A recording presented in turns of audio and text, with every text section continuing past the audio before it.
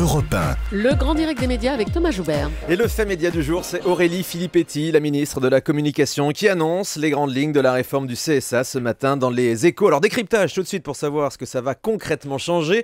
Eva Rock, chef des infos à Télé 7 jours, est avec nous. Bonjour Eva. Bonjour à tous. Alors qu'annonce la ministre? Ce sont en fait les promesses de campagne de François Hollande. Exactement, avec un credo qui est énoncé dès la première phrase. L'audiovisuel a trop souvent été considéré en France comme un jouet dans les mains du pouvoir. En clair, indépendance devient le maître mot des changements qui vont animer le paysage audiovisuel français.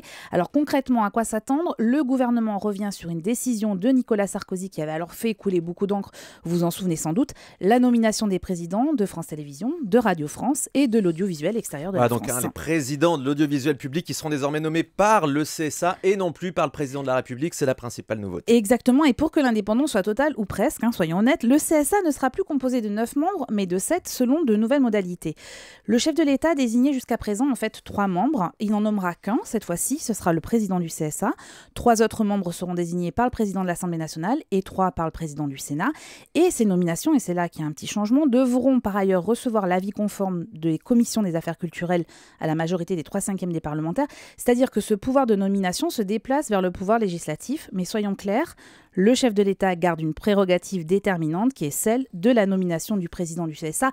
Donc le lien entre le pouvoir exécutif et le CSA est toujours présent, dont acte. Voilà pour l'aspect technique de ce projet de loi. Oui, on est toujours dans une espèce de contradiction, c'est-à-dire qu'au final, même si le président de France Télé n'est plus désigné par le président de la République, il reste désigné par le président du CSA, lui-même désigné par le président de la République. On rajoute une étape en quelque sorte. Alors cette tribune d'Aurélie Filippetti évoque d'autres sujets, notamment le financement du service public, qui est un grand sujet d'actualité. Et oui, et ça ne sera pas sans conséquence sur les téléspectateurs, effectivement. Alors je vais essayer de vous décrypter le langage ministériel, car entre les lignes, il s'agit bien du financement de l'audiovisuel et donc de notre portefeuille. Lundi, Pierre Lescure va dévoiler 75 propositions qui concernent en fait les contenus culturels et les pratiques numériques. Et on sait déjà que l'entière gratuité sur le net ne sera pas de mise. Aurélie Filippetti l'évoque à demi-mot dans cette tribune. Tout porte à croire que dans le cadre de la recherche de nouvelles sources de financement, les internautes consommant de la télé, notamment via leur ordinateur, devront sans doute mettre la main à la poche, mais on en saura un peu plus lundi. C'est-à-dire quand on regarde la télé sur son ordinateur en direct ou en replay, il faudra peut-être payer. On sait qu'il y a des taxes qui sont éventuellement envisagées. On en saura un peu plus avec la commission Lescure et les 75 propositions.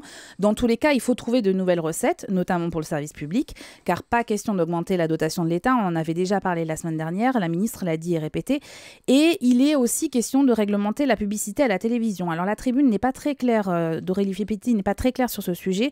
On sait qu'elle n'est pas favorable à un retour de la pub après le 20h sur France Télévisions, et de toute évidence, les téléspectateurs que nous sommes non plus. Bon, reste le cas, vous savez, des téléachats, des parrainages, ces petits programmes courts qui sont financés par des marques et qui en fait peuvent être associés à une forme de publicité. Et sur ce point, précisément, la législation demeure très floue. Dixit la ministre, il va falloir entamer une réflexion et réglementer ces formes de recettes. Voilà, et toujours le problème donc du financement sur France Télévisions. On le voit notamment en ce moment, les fictions, les émissions qui coûtent cher, tout ça passe à la trappe. D'ailleurs, on en parlera tout à l'heure avec Daniela Lombroso qui voit son émission Shabada s'arrêter, justement, faute de budget.